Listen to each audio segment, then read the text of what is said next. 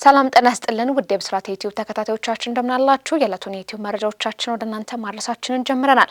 ኤደን ሽመልስ ከመላው የስቱዲዮ ባለሙያዎች ጋር አብሬያችሁ ቆይታ የማደርገውናል። ቀዳሚ የምናደርገው የሀገር ውስጥ መረጃ ነው። በደቡብ ኢትዮጵያ ክልል በወባ በሽታ የሚያዙ ሰዎች ቁጥር እየጨመረ ይገኛል ተባለ።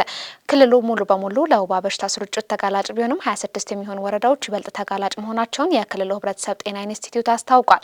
የወባ በሽታ ስርጭትን ለመቀነስ ሕብረተሰቡ የመከላከያ መንገዶችን በአግባቡ ተግበር ራሱ እንዲጠብቅ የኢንስቲትዩቱ ዋና ዳይሬክተር አቶ ኦጎኔ አሾሌ ለብስራት ሬዲዮ ተናግረዋል። በክልሉ በተከናወኑ ተግባራት የወባ በሽታ ስርጭትን መቀነስ ተችሎ የነበረ ቢሆንም አሁን ላይ በሽታው መልሶ የማገርሸት ባህሪ ማሳየቱ ተገልጿል።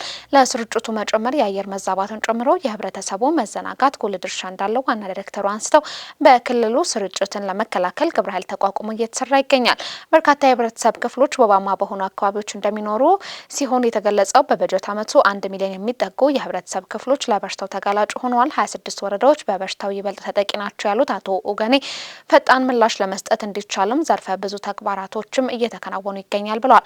ወቅቱ ክረምት እንደመሆኑ ከፍተኛ የወባ ወረርሽኝ ሲሆን ህብረተሰቡ ከመቼም ጊዜ በላይ የመከላከያ መንገዶችን በመተግበር አስፈላጊውን ጥንቃቄ እንዲያደርግም ዋና ዳይሬክተሩ ጥሪ አቅርበዋል። ዘገባውን ደረሰችን ትዕግስት ላቀው ናት። በጉራጌ ዞን በእርሻ ላይ የነበረውን ግለሰብ በዱላ ደብድበው ህይወቱ እንዲያልፍ ያደረጉ 11 ተከሳሾች በእስራት ተቀጡ።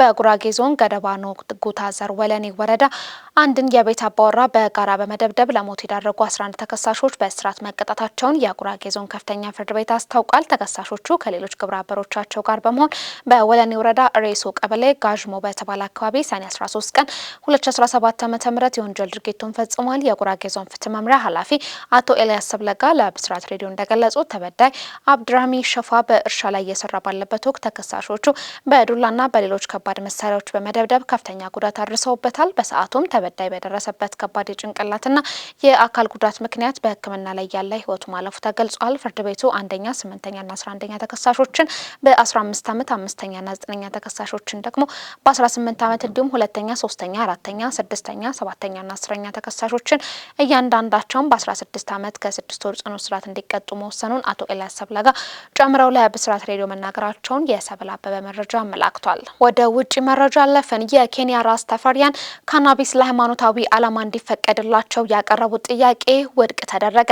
የኬንያ ከፍተኛ ፍርድ ቤት የራስ ተፈሪያን ማህበረሰብ የካናቢስ እጽን ለሃይማኖታዊ ዓላማ መጠቀም ህጋዊ እንዲደረግ ያቀረበው ጥያቄ ውድቅ አደረገ። ራስ ተፈሪያኑ ለፍርድ ቤቱ ጥያቄያቸውን ያቀረቡት የካናቢስ እጽ ክልከላ በህገ መንግስቱ የተሰጣቸውን የሃይማኖትና የእምነት ነጻነት እንደሚጋፋ በመግለጽ ነው። ታሪካዊ በሆነው የፍርድ ቤት ውሳኔም ዳኛ ባህቲ ሙአሙዩ ማህበረሰቡ የእጽጎችን እንዴት ህገ መንግስታዊ መብታቸው እንደሚጥስ ማረጋገጥ አልቻለም ብሏል። ሆኖም በአገር አቀፍ ደረጃ ካናቢስን በተመለከተ የመነጋገር ፍላጎት እንዳላምነዋል።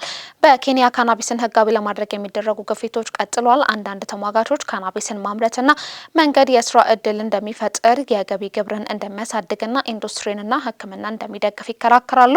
በኬንያ የእጽና ደንዛዥ ንጥረ ነገሮች ቁጥጥር ደንብ ካናቢስን መጠቀም ወንጀል እንደሆነም ይደነግጋል። ካናቢስን ሲጠቀም የተገኘ ሰውም እስከ 5 ዓመት የሚደርስ እስርና እስከ $800 የገንዘብ ቅጣትም ይጣልበታል። ካናቢስን ማምረት ደግሞ እስከ $1900 ቅጣት ወይንም እጹ የሚያወጣውን ዋጋ 3 እጥፍ የገንዘብ ቅጣት እንዲሁም እስከ 20 ዓመት የሚደርስ እስርንም ያስከትላል። ለዝውውርና ሌሎች ከእጽ ጋር ለተያያዙ ወንጀሎች ተጨማሪ ከባድ ቅጣቶች ተግባራዊ ይደረጋሉ። ራስ ተፈሪያኑ ባሰባሰቡት ፊርማ ካናቢስ በእምነታቸው ቅዱስ እንደሆነ ጠቅሰው ተከታዮቻቸው እጹን እንዲያለሙና በአምልኮ ሰዓትም ያለምንም የእስር ስጋት እንዲጠቀሙ እንዲፈቀድላቸው ጠይቀዋል። እየጠየቁ ያሉት የካናቢስን የጅምላ ሽያጭ ፈቃድ እንዳልሆነ በማስረገጥም ለሃይማኖታዊ ዓላማ በግል ቤቶችና አምልኮ ስፍራዎች ውስን የሆነ ፈቃድ እንዲሰጣቸው እንደሆነ አስረድቷል። ሆኖም ፍርድ ቤቱ ለሃይማኖታዊ ዓላማ መፍቀዱ የጸረ አደንዛዥ እጽ ህግ አተገባበር ላይ ተጽዕኖ ያሳድራል፣ እንዲሁም ለህገ ወጥም የእጽ ዝውውር መንገድ ይከፍታል ሲል ጥያቄያቸውን ሳይቀበለው ቀርቷል። ዳኛ ሙአሙ የእጽ ህግ ካናቢስን ማምረት ይዞ መገኘትና መጠቀም እንደሚከለክል በመግለጽ ራስ ተፈሪያኑ ለ6 ዓመት ያደረጉትን ትግል መና አስቀርተውታል። የአርጀንቲና ደጋፊዎች ከፎክላንድስ ጋር በተያያዘ ባሳዩት ባነር የተነሳ እርምጃ ሊወሰድባቸው ነው።